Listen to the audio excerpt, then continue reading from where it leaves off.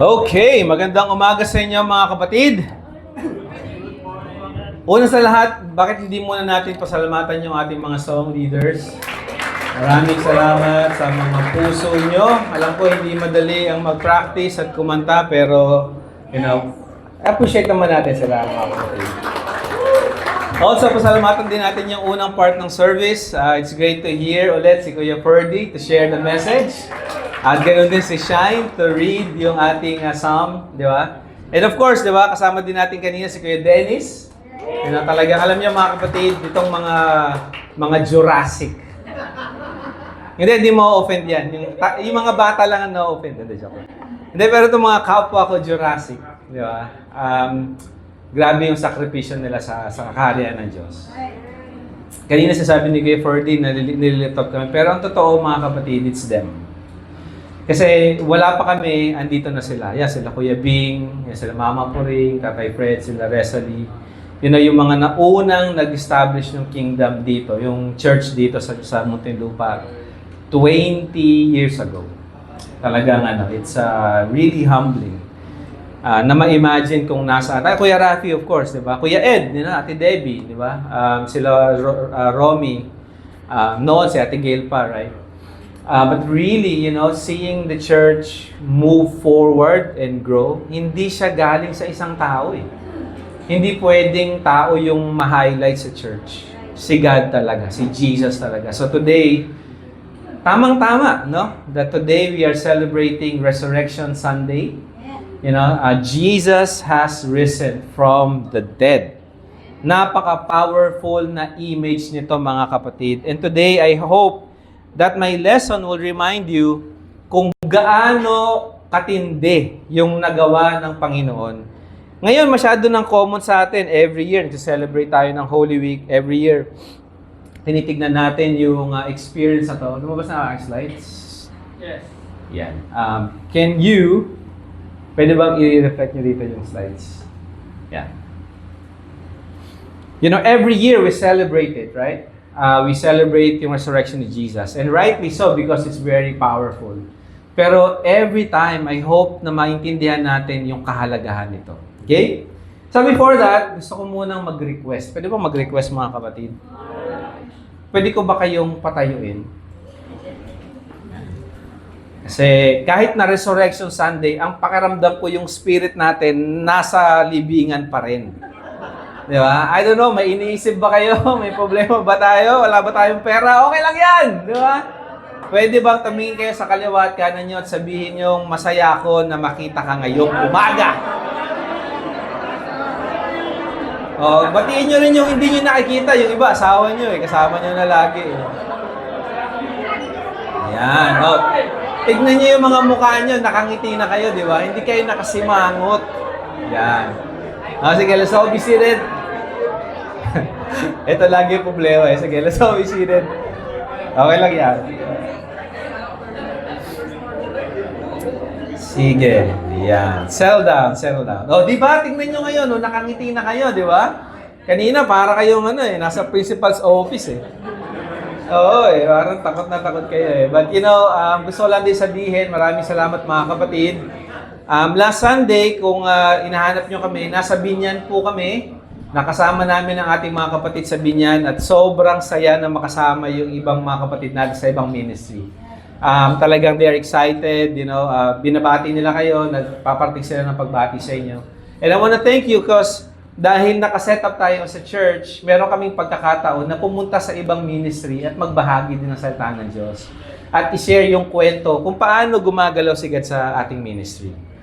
Isa sa mga highlight na sinare ko last Sunday kasi ang topic nila was raising up next generation. Sinare ko yung miracle na ginawa ni God sa ating sa youth involved in singles. At this time, na-share ko na ngayon yung transition from single to married. Yan. And hinighlight ko yung 5 ikakasal sa sector natin this year. Okay? Isa na. Okay? Kita nyo naman, pag tinignan nyo si Carlo and Kalay, nakangiti pa. Si Martin, ang ganda ng tao eh. Bro, ikaw mag-repent ka. Of course, in the coming weeks, 2 linggo na lang. Si Marlon and si Joy na. Can you believe it? Sana bumaba na yung gas, Marlon. Kung hindi, magpapa-reimburse kami, bro. Mahal ng gas ngayon eh. 150 na eh. Gas yun, ha? And then, of course, 3 weeks from now or 4 weeks from now or mga isang buwan may get, si Matthew and si Chelsea. And then, bago matapos yung taon, si Derek at saka si Clarice. Baka may gusto pang umabol. Si Grace. Oo. December daw. Guys, December. December. Wala pang taon. So, hintayin natin kung kailan yung taon. Mga kapatid, just, today, I just want to encourage everyone. Today is a day to celebrate Jesus' resurrection. And yung joy na meron kayo ngayon, simple lang. Nabuhay ulit si Jesus. Kasi kung hindi yun nangyari, and I'll be sharing, mamaya may mga trigger warnings na ako mga kapatid. Baka ma-trigger kayo, but I hope na makita nyo na part ito ng lesson natin. Okay? The title of our lesson for today is He is risen. He is risen. Please join me in word of prayer, and then we'll go right away sa ating lesson this morning. Ama naming nasa langit, God, pinupuri namin kayo at sinasamba. Gusto namin kayong itaas ng higit sa lahat, God. Ang inyong pangalan ay kadaki-dakila, God. Kayo ang dahilan kung bakit kami nandirito, God. Lahat kami ay nanggaling sa mundong madilim. Nagtago kami sa aming mga kasalanan, God, at namuhay kami na wala kaming liwanag na nakikita, God.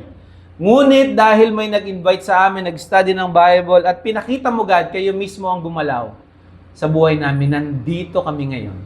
Salamat po, God. Naway hindi mawala, God, ang kapangyarihan at ang milagro, God, ng inyong resurrection sa buhay namin. At lalo tong gisingin ang aming mga puso, God, upang hindi kami ma-discourage, hindi kami panghinaan ng loob, mawalan ng pag-asa, God, or gumaya na lang sa takbo ng mundo na ginagalawan namin, God. Tulungan mo kami na maging liwanag at gabay sa mga tao na natatakot, even ngayon, kung ano ang mangyayari sa buhay nila. Salamat po, God, sa sector na to. Salamat sa aming mga kapatid at mga pamilya, God. Dalangin ko po ang kanilang mga pangangailangan, ang kanilang kalusugan, God. May you strengthen everyone who are here. Help us to focus on your words and your words alone. In Christ we pray. Amen. He is risen. He is risen. Is there anyone in history that can say, ako ay namatay at ngayon ako ay nabuhay ulit? There are people who died, clinically dead, pero they are physically still alive. At some point, hihinto yung buhay nila and then, mabubuhay sila ulit, and you will hear that stories. Napakarami. Pero eventually, they will die again. Because death has power over everyone. Walang makaliligtas sa atin from this fact. Wala. Kahit sino sa atin. Except, of course, if Jesus comes today, narinig natin yung trumpet sound and biglang, kitang-kita na si Jesus sa langit na bumababa, then, we will be caught up in heaven with Him. And we will not experience death. Pero the reality is, that's a fact. Nobody knows when will that happen. And this is my trigger warning. I hope that you matake nyo to because this is an important part of this lesson today. Are you afraid of death? Takot ka ba sa kamatayan? I know we don't usually talk about death, lalong-lalo na yung topic natin, resurrection. Pero I want you to see how powerful death is and then how powerful yung resurrection ni Jesus so that you can see and understand how powerful it is yung buhay na meron ka ngayon if you are a disciple of Jesus. Because this is a reality na noon pa marami na ang natatakot. Alam nyo, imagine natin, nabubuhay tayo 2,000 years ago. Walang ganitong facility, nasa labas lang tayo, meron tayo mga, walang sasakyan, walang anything, 2,000 years ago. Walang ospital. Walang palliative care. Palliative care, ito yung sa mga tao na talagang mamamatay na sila, malapit na, yung mga nurses or mga resources ay pine-prepare para hindi sila maging uncomfortable kapag dumating yung time na yun. Walang ganon 2,000 years ago. The reality is, kapag may gera, mapapasama ka, hindi mo alam kung babalik ka. Hindi na makikita yung katawan mo nung pamilya na maiiwan mo. Yung mga kabataan na nagkakasakit noon, they don't last. Dahil wala pang mga advanced na gamot para lunasan yung mga sakit na hindi nila alam kung ano. Ginagamit nila, nanguhula sila, kumukuha sila ng mga herbal, hit or miss. Yun ang marami tayong natutunan ngayon mula sa ninuno natin na applicable pa rin today, right? Because marami ang naka-experience nun. Marami ang kailangan dumaan. Maraming lesson na kailangan daanan para makuha natin yung mga bagay na yun. Death is common and people were afraid. It's fear, mga kapatid. It's uncertain. Hindi ka sure kung ano mangyayari. Alam niyo yung mga Greeks, naniniwala sila sa lugar kung saan pag namatay yung tao, dito sila pupunta. Ito yung Hades. Okay? Para sa kanila, yung idea nila ng Hades is nasa ilalim siya ng lupa, mapupunta ang mga taong namatay doon, and then it's gray, it's sunless, walang araw, it's an underworld nobody would like to go to. Okay? Sa kanilang literature, si Homer, isa siyang writer, philosopher, intellectual, sumulat siya ng book na Odyssey. Yung hero na si Achilles na sinulat niya doon, sabi niya, I would rather serve a poor man, magtatrabaho na lang ako sa isang mahirap kaysa maging hari ako ng mga patay. They don't want to be there. Hindi enticing yung lugar na to. So that's how the Greek views it. Yung mga Hebrews naman, for them, yung Sheol, it's a place, gaya ng mga Greeks, ayaw din nilang puntahan kasi hindi mo alam kung ano mangyayari. It's an uncertain place. For them, it's a place, a quiet place. Walang buhay. Okay? Sabi sa Psalm 88, sa Psalm ng mga anak ni Korah, it's a difficult psalm actually if you read this. Kasi it's an expression of fear, of sadness, ganyan. Sabi niya sa verse 10, do you show your wonders to the dead? Gumagalaw ka pa ba sa mga patay, God? Do those who are dead rise up and praise you? Kaya pa ba nilang purihin ka when they are dead? So, for them, yung idea of death, yung Sheol, yung kung saan ka pupunta, it's a place where you're uncertain. Hindi mo alam, parang wala nang buhay, hindi na makulay ang buhay. 'Di ba? Para siyang black and white. Ano pa? Yung mga ancient Romans, ito interesting to kasi makaka-relate tayo ng konti dito. Yung mga ancient Romans, they are obsessed with funeral rites. Para sa kanila, kailangan yung mga namapatay may disenteng pagbuburol. Kailangan i-honor sila. Doon sa mga mayayaman at may kakayahan, nagpapatayo sila ng malalaking mausoleo. Gusto na lang isama sila doon sila ilagay, yung kasama ng pamilya nila. They want to do this. Alam niyo kung bakit? Kasi natatakot sila na kapag hindi mo na iburol yung patay, magagalit yung spirito niya at mumultuhin ka. Yan. That's how they think. That's how they imagine death, mga kapatid. Itong picture na nakita nyo next is, nakita nyo na ba? Yan. Ay, di pa rin. Yan. This is Castel Sant'Angelo, Rome, Italy. Makikita nyo siya ngayon sa panahon natin. Pinatayo siya ni Emperor Hadrian bago pa siya mamatay. Sinet-up na niya yung sarili niya. Unfortunately, hindi niya naabutan na matapos to because he passed away before this was completed. It's a beautiful place. Hindi niya nakita yung completion because he passed away. So, people from all walks of life throughout history, they have a fear of death. Sabi ni C.S. Lewis sa kanyang libro Mere Christianity, if I find myself a desire which no experience in this world can satisfy, the most probable explanation is that I was made for another world. Anong ibig sabihin nito? Why are we talking about death? Because even now, marami pa rin na natatakot sa kabilang buhay. Hindi nila alam what they will go through. Hindi nila alam kung ano ang mangyayari sa kanila. Mapupunta ba sila sa langit o sa impyerno, sa mga taong di naniniwala sa Diyos? Wala lang, mamawala lang ako. And I was a teenager and I decided to be an atheist. Kasi lugmok ako sa kasalanan ko and I don't care.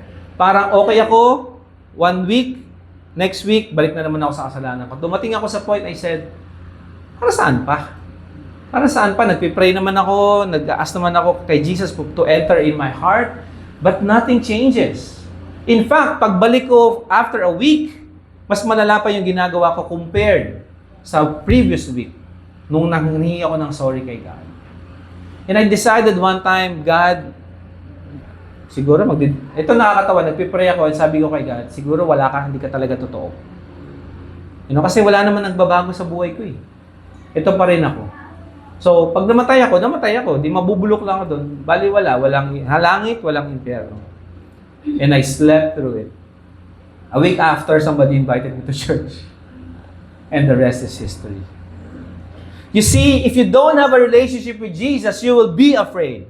You will be terrified because wala kang certainty kung saan ka pupunta. Pero 2,000 years ago, Jesus did something that unheard of. Isang bagay na hindi pa nagagawa ng kahit sino ang manatiling buhay after my experience sa kamatayan. At hindi na mamamatay ulit. Bakit siya powerful, mga kapatid? Si C.S. Lewis, sabi niya, kung naghahanap ako ng mga bagay na hindi mapupunan ng mundo na ito, isa lang ang ibig sabihin nun. Ginawa ako ng Diyos sa mga bagay na hindi ko makikita dito. In fact, there is design. Merong Diyos. Merong nag-design sa akin para i-desire yung mga bagay na hindi masasatisfy ng mundo. Sa ating mga tumatanda na, kamusta ang gising mo ngayong umaga? Kamusta ang iyong mga kaso-kasuan? Di ba? Kamusta na yung mga pumuputok na tuhod dyan kapag ini-extend nyo? I mean, we are perishing. Our body is wasting away. Pero we are confident. We are excited because when we die, we will have a new body. Hindi na magugutom, hindi na mapapagod, hindi na iiyak, hindi na lalaki yung tiyan. I mean, really. Hindi si Kuya B yung sinasabi ko, ha? Okay, tanongin kay Kuya B. Wala, oh. Really. Really, mga kapatid. Death is scary, but life is exciting. Life with Jesus is extraordinary. So if you are here, kung hindi ka pa rin makangiti, mga kapatid, baka kailangan mo makipag-usap. Because you are a disciple of Jesus. You have life in you. Life that conquered death. Sabi ni Jesus sa John 11:26, I am the resurrection and the life. Ako ang muling pagkabuhay at ang buhay. The one who believes in me will live. Will live. Even though they die. And whoever lives by believing in me will never die. Do you believe this? Naniniwala ka ba dito to the point na kahit na anong meron sa buhay mo ay kaya mong isuko para mabuhay ka ulit kasama si Jesus? Because may halaga yung pagkamatay niya, mga kapatid. May halaga yung pagkabuhay niya. Hindi pwedeng porsyento lang ng buhay natin yung pwede nating ibigay. O God, sa'yo na yung 95%. Bahala ka na sa 5%. Akin na to, God. Balato muna sa akin to. Hindi ko to mag-give up eh. Ang hirap talagang isuko to eh. Or ito eh, hindi ko talaga magawa eh. Kahit anong gawin ko, marami na akong tinry, pero pabalik-balik pa rin ako dito. Mga kapatid, if you see how important life with Jesus is, tatalikuran mo siya. Itatapon mo siya. Why? Because you will die. And without Jesus, you will remain dead. And when judgment day comes, you will be judged. Ilalabas ang libro, bubuklatin, Doon nakasaad lahat ng mga ginawa natin, simula't simula. Lahat ng mga sinabi natin, sabi sa Scripture, anything that we have shared or nabanggit sa ating bibig will be judged if it's good or not. Nobody can hide. If you are critical towards your brothers, sisters, if you are complaining about things that you are seeing in your life, it will appear on that book. If you have no relationship with Jesus, you will be judged accordingly. And importante yung judgment because that shows God is not just a God of love or feelings. Kasi kung walang judgment, ano pang ginagawa natin dito, di ba? Bakit pa tayo nagmi-meet dito? Pwede naman pala natin gawin yung kahit anong gusto natin gawin. Wala naman pala mangyayari. That's what I was thinking when I decided to be an atheist. Mamamatay lang ako, mabubulok ako sa lupa and then tapos na. Ganun lang, mawawala ako. But the Bible tells you it's not true. There is judgment. And if you have Jesus, kahit gaano pa kahaba o kakapal yung libro na yan, kapag binuklat yan at natapos basahin, ang nakasulat sa dulo, alam niyo kung ano? Paid in full. Nabayaran na. Tapos na. Wala nang saysay lahat ng akusasyon na to. Kasi meron nang umako nun sa krus. So if you are not excited about your Christian life, you need to go back. Why? Ano nakalimutan ko? Saan na ako nakatuon ngayong umaga? 2 points I'd like you to remember this morning. We're taking a break sa ating series, no? So we can talk about the resurrection of Jesus. But number 1, Jesus' resurrection changes everything. Yung muling pagkabuhay ni Jesus, it changed everything. Sobra, mga kapatid. Tingnan niyo sa 1 Corinthians. Ito si Paul, isa sa mga apostles, sa tagasunod ni Jesus. This is what he said. Sa 1 Corinthians 15, verse 3 to 4, "For what I received, I passed on to you as of first importance." Kung ano ang natanggap ko na itinuro sa akin, ipinapasa ko sa inyo bilang pinakamahalaga sa lahat ng mga doktrina na meron tayo. Ano yon? That Christ died for our sins. Amen. Our sins according to the Scriptures, that He was buried, that He was raised on the third day according to the Scriptures. If somebody can prove that Jesus did not die on the cross, He did not live again, He did not resurrected, Christianity, it will fall. Para siyang kastilyong buhangin na babagsak siya. Ito lang, isa lang to. Pag ito napatunayang hindi totoo, nonsense yung faith na meron tayo. But as I study it, yung evidences, yung extra biblical, yung mga nagsulat outside the Bible, they all point. Hindi natin ma-verify 100% kasi wala tayo doon, hindi natin nakita yun. Pero all the evidences point to it. In fact, the disciples of Jesus willingly died for their lives. Ginibab din nila yung buhay nila willingly. Para lang patunayan na totoo yung sinasabi ni Jesus. Kung nakatanggap ka ng kasinungalingan, ibibigay mo ba yung buhay mo para mapanatili yung kasinungalingan na yun? I won't. Hindi ko ibibigay yung buhay ko kasi kalokohan yung sinasabi doon. Pero sila, they gave it. Ano pa? Sa Philippians 3, verse 10 to 11, I want to know Christ. Para sa Kanya, ito ang pinakamahalaga. I want to know Christ. Yes, the power of His resurrection and participation in His suffering. This is what's important for Paul. Sabi rin niya sa 1 Corinthians 15, verse 5 to 6, He appeared to Cephas and then to the 12. After that, He appeared to more than 500 of the brothers and sisters at the same time, most of whom are still living, though some have fallen asleep. It's like Paul was saying, it's like a press conference. He was telling them, ito yung ginawa ni Jesus, ito yung nangyari, and then, puntahan niyo yung mga tao doon. Buhay pa sila. 500 sila, mga kapatid.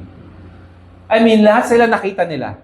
Hindi siya pwedeng disillusionment or para silang high. Kasi sobrang dami nila, it will not work. Maybe 1 or 2, pwede silang maghawaan doon, di ba? Pero 500 na magsasabi, yes, nakita ko siya, andun ako. Nakatayo ako dun. So the evidence is strong na hindi natin pwedeng pabulaanan yung resurrection of Jesus. No matter what atheists, actually yung burden of proof, wala sa Christians, nasa mga atheists. It's harder to prove that Jesus did not exist. That Jesus did not die on the cross, that Jesus did not resurrected. It's harder to prove it, mga kapatid. Because the evidences points to the truth. Yung resurrection ni Jesus, it's an announcement that a new world order has begun. Merong pumapasok na kaharian sa mundo na to at nakapasok na siya. Ini-infiltrate niya na parang virus yung mundo. Gusto niya ikalat yung tinuturo ni Jesus sa bawat isang ma-i-infect nito. So that that person will change, he will have hope, he will have life, he will not be afraid of death. That person, a woman, will fear the Lord, will love the Lord, will give up everything for the Lord, and then be with the Lord forever and ever. Malaking pagbabago. You know, sa mga book na nabasa ko, sabi ron, the government has the power of death. Meron silang kakayahan na magdikta, magkulong, magpataw ng life imprisonment, or to even take a life. But they don't have the power of life. Wala silang kapangyarihan na magbuhay, o mabumuhay, or mag-sustain ng life. Isa lang ang merong kapangyarihan na yun, si Jesus. Jesus' resurrection is the start of a new world order. Yung death, yung pinakamatagal nating kaaway, wala na siyang power. Hindi na natin siya dapat katakutan. Because Jesus defeated death. Someday, totally, mawawala na yung death. It will not affect us anymore. Those who have a relationship with Jesus. Point number 2, His kingdom is now established. Gaya ng sinabi ko kanina, parang virus na pumapasok sa katawan ng isang tao, kumakalat sa lahat ng parte. Yun ang ginawa ni Jesus. He entered the world, spread the good news.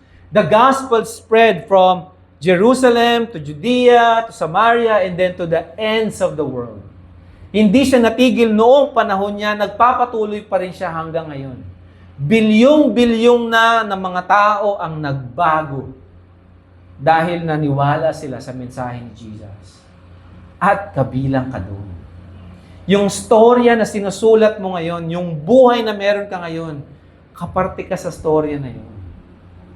Yung storya ng kaligtasan, pag-asa, buhay. One of the things that really pushes me to stay faithful kahit mahirap is because I want to see my kids faithful. I want them to know Jesus. I want them to fall in love with Jesus. Hindi ko control yung buhay nila. Hindi ko alam kung ano mangyayari sa kanila 5 years, 10 years from now. I'm sure kayo din, for us parents, we don't know. The only thing we can do is introduce them to Jesus so that they too will fall in love with Him. That motivates me to stay faithful. And to see Jesus someday. And to be able to say, thank you, Lord, kahit papaano naging kaparte kami sa pagpapalago ng kaharian mo. We are 20 years now, mga kapatid. Yung history ng Muntinlupa, 20 years na. What will be our church 20 years from now? When many of us here are not here anymore. When many of us are just waiting na tawagin na tayo ni Jesus. Because we finished the race. Natapos na natin yung karera natin. His kingdom is now established. Wala nang kapangyarihan ng kamatayan sa atin. Sa John chapter 9 verse 4, and this is what I want you to be excited about. I mean, it's good to be excited sa heaven. Amen? Di ba? It's good to have a new body na perfect na in all that. Pero this is something to be excited about habang andito pa tayo. Alangan mo, maghintay na lang tayo, tumunganga na lang tayo, parang si Juan Tamad, uupo na lang sa ilalim ng puno at naghihintay ng bunga. Hindi. John chapter 9 verse 4, sabi rito, as long as it is day, hanggat umaga pa, we must do the works of Him who sent me. Night is coming when no one can work. Anong connection nito sa ating mensahe?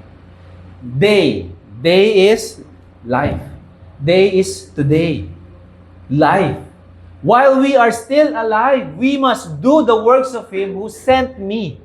Night. Night is coming when it's done. We finish our race. No one could work. Wala nang makagawa kapag natapos na yung karera natin. So as long as we are here, we are not just to wait. God, thank you. I'm so happy maging makasama sa heaven. And then, ano na? What's next? Di ba? So, atin na lang ako ng church. Sorry God, medyo nalate ako ngayon kasi, yung traffic kasi, all this, hindi ako nakapag- Di ba? Oh God, pasensya ka na, medyo nakasama ako kanina kasi nakita ko na naman si Derek eh. Di ba? Si Derek kasi, di ba? You see, hindi ba, hindi siya compatible? I'm not saying na hindi tayo mahihirapan. I'm not saying na hindi tayo mag-struggle. Pero kung pumapasok tayo at mag-worship kay God and we are not excited, we are not part of the work anymore, saan tayo magiging part? May problema dito, problema dyan, may concern dito, may concern dyan. Why not do something about it? Why not be part of the solution? Why not go out and share the gospel? Study the Bible. So that when you finish your race, you will see how powerful God worked in your life. Hindi ko mawala sa isip ko si Tita Debbie. A few months before she passed away, she gave her time sa hipag ko to be restored. And now, she's faithful, she's happy, she is excited. Nasa Abu Dhabi sila ngayon, yung buong pamilya na nandoon. She's attending church. What can one life do? It can transform yung trajectory ng buhay na maapektuhan niya. If only we get back to work. Nakita niyo yung urgency sa passage na to? Nakita niyo yung kahalagahan ng sinasabi ni Jesus? Sobrang urgent niya, mga kapatid, kasi sabi niya, hanggat may liwanag pa, hanggat umaga pa, kailangan nating gawin ang trabaho niya na nagpadala sa akin dito. Ibig sabihin, kung bakit nagpunta si Jesus to establish God's kingdom, we need to do the same. To be part in building God's kingdom. To go out and seek and save the lost. That's our mission. Our mission is not to sit in the church and wait for heaven. Because if you just wait, mapapagod ka eh. Di ba? Kapag hirap ka na at physically hindi mo na makaya yung katawan mo, talagang totoo yun eh. Di ba? Kapag magpapagas ka, yung gas mo, 170, 200, di ba? 2,000. Dati 2,000 lang, ngayon 10,000 na. This is a reality. Hindi natin madidismiss yun. Yung dating nabibili mo sa grocery mo na 5,000, kaya na ng isang buwan. Ngayon, hindi mo alam kung aabot pa ng isang linggo. That's an exaggeration, but there's truth in it. Totoong problema to, mga kapatid. Totoong reality to. And I'm not taking away yung reality na yun. What I'm trying to say is, kung hindi na tayo nagtatrabaho para sa trabaho na inilagay tayo ni God, ito lang yung mangyayari, maghihintay lang tayo. Titingnan natin yung sarili nating problema, sarili nating issue. Di ba? Madi-discourage tayo. Ito na naman ako, nagkasala na naman ako, nag-mess up na naman ako.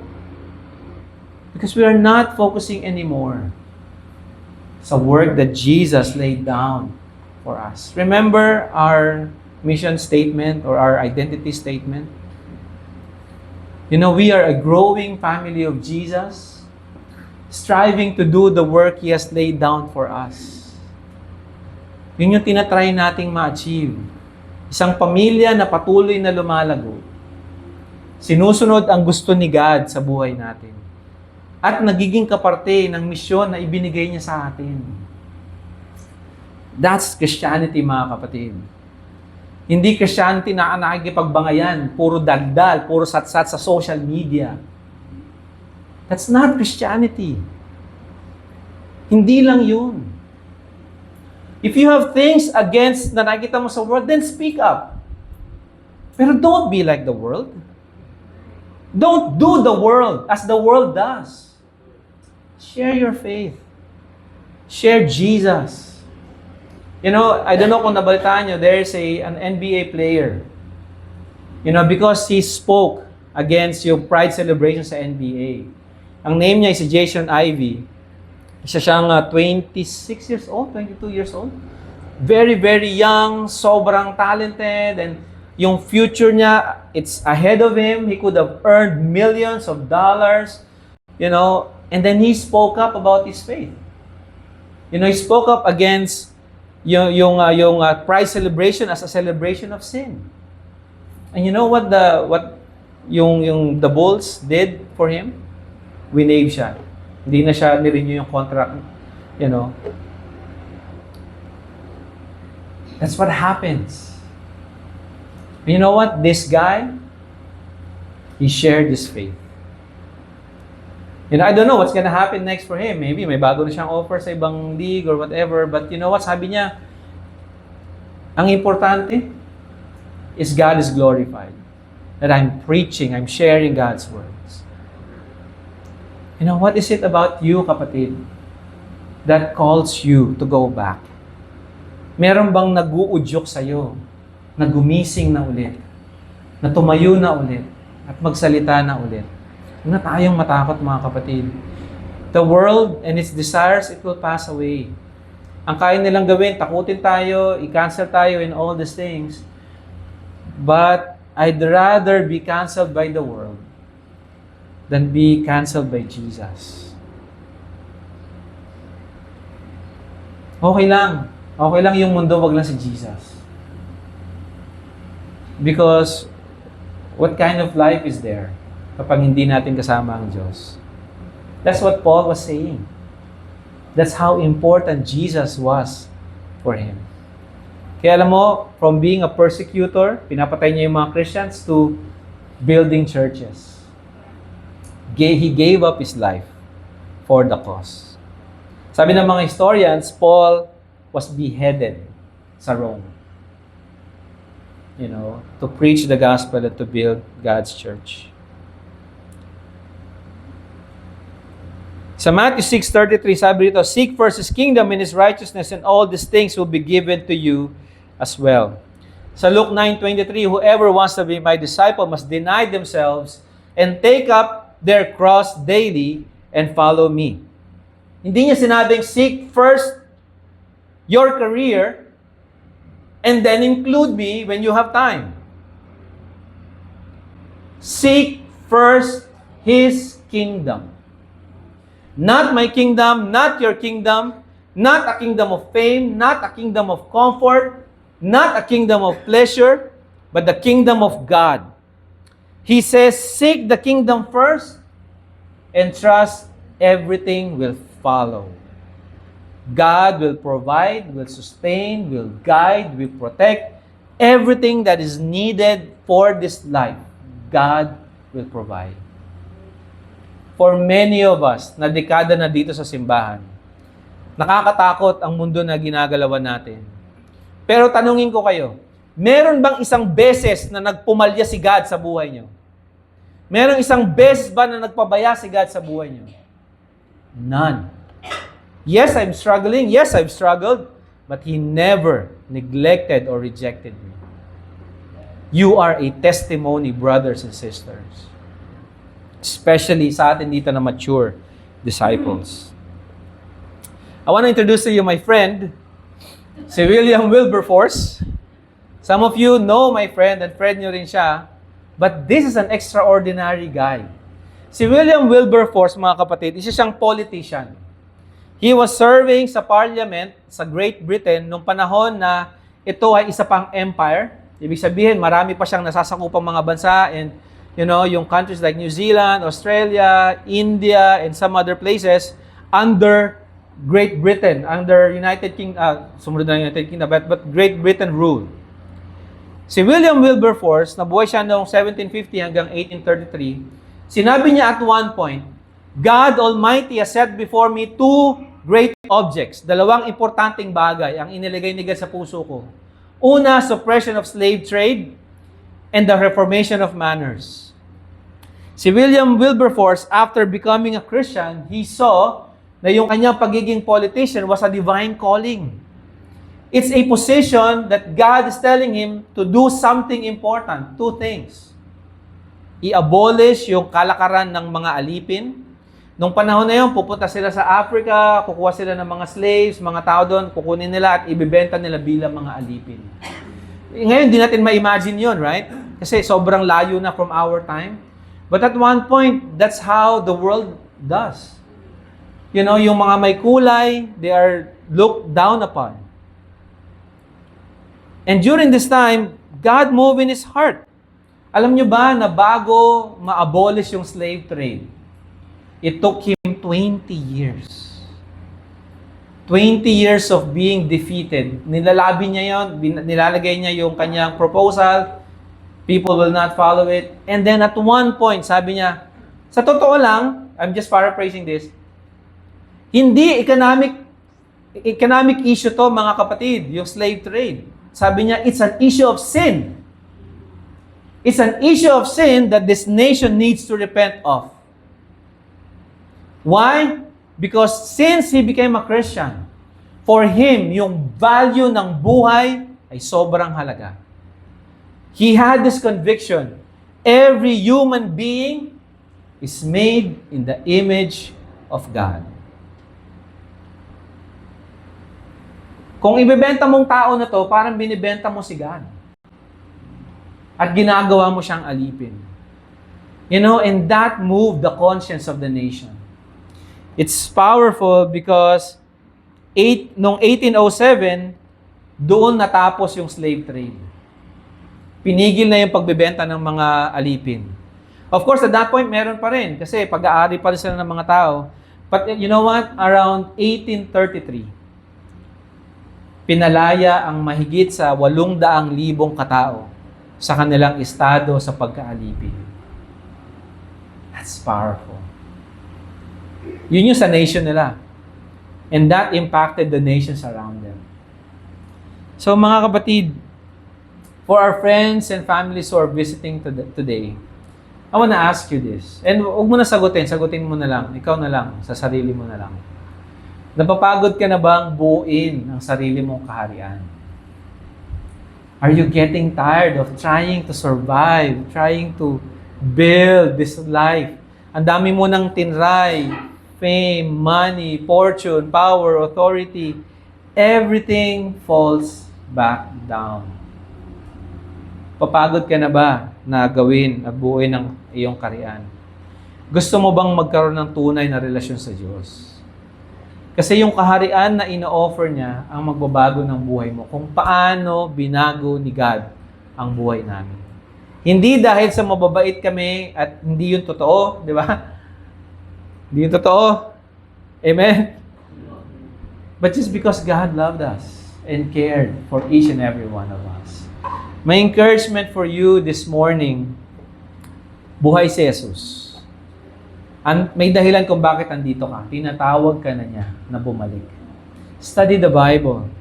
Get to know Him. Walang mawawala sa iyo, kapatid. You know, last Sunday, we saw a miracle. Si RD became your brother in the Lord. Di ba? I mean, it took years bago siya mabaptize at maging disciple, but eventually, he made it. Because somebody gave his heart and time for him. That's Kuya Jed. You know, Jesus is alive. He's calling you now. You have an opportunity to experience true life with Jesus. Para sa mga kapatid ko na nandirito, brothers and sisters, gaano tayo ka-urgent sa calling natin bilang mga disciples? Nakalimutan na ba natin na we have a mission? Again, I understand it's not easy. It's difficult. Pero may calling tayo, hindi naman tao yung tumawag. Si Jesus mismo na sinabi nating Panginoon. Ito pa ba yung dahilan kung bakit ka gumigising sa umaga? Yung maging kaparte ng pagbuo ng kaharian ng Diyos. O iniisip mo na yung career mo, yung future mo, yung kakainin sa araw na to, yung kikitain sa buong buwan. Again, don't get me wrong. Importante yun, mahalaga yun. Pero hindi yun hahalaga dito. Hindi siya magiging mas mahalaga dito sa tinawag tayo ng Diyos. Kung susuriin mo ang ginagawa mo at priority mo, ikaw na lang, huwag mo nang isipin yung iba. Hindi ibang tao, ikaw lang. Kaharian pa ba ng Diyos ang binubuo mo? O kaharian mo na? Pagod na ako, matagal na ako nandito, gusto ko na itong itigil. Uupo naman ako kasi matagal na ako nagtatrabaho. This is not our kingdom. This is not my church. This is the church of Jesus Christ. And long after we finish the race, it will still be the church of Jesus Christ. Jesus is calling us, brothers and sisters, to go back to our mission. Bumalik tayo ulit sa pagbuo ng kaharian niya, or at least ng wall niya dito sa Muntinlupa. Let's go out and reach out to people. Yung mga kapatid, mga kaibigan natin nandito, let's ask them, are they willing to study the Bible? If they're willing, let's spend time with them. Let's open the Bible with them. Huwag na muna tayong lumabas. Kung meron kayong madadala din, that's good. Pero yung mga nandito pa lang, pagtulong-tulungan na natin. Let's give our time with them. Para at least makita natin, wow, gumagalaw si God sa bawat tao na inilalagay niya sa atin. I want to close out with this thought. Ang muling pagkabuhay ni Jesus, dapat magbigay hindi lang ng pasasalamat, ngunit urgency. Kailangan natin maging urgent na gawin ang misyon na ibinigay niya sa atin. It's good to have a life with God. But we have an opportunity to be part of building His kingdom. Ang tumulong sa pagtataguyod ng kanyang kaharian at magligtas ng mga tao at ibalik sa piling niya. Mga kapatid, Muntinlupa sector, God is faithful. Let's open our eyes. Let's wake up to this calling. Let's get back on our feet. Let's love the Lord more than anything in our life. And someday, when we finish the race, He will say, well done, good faithful servant, well done. And to God be the glory. Amen.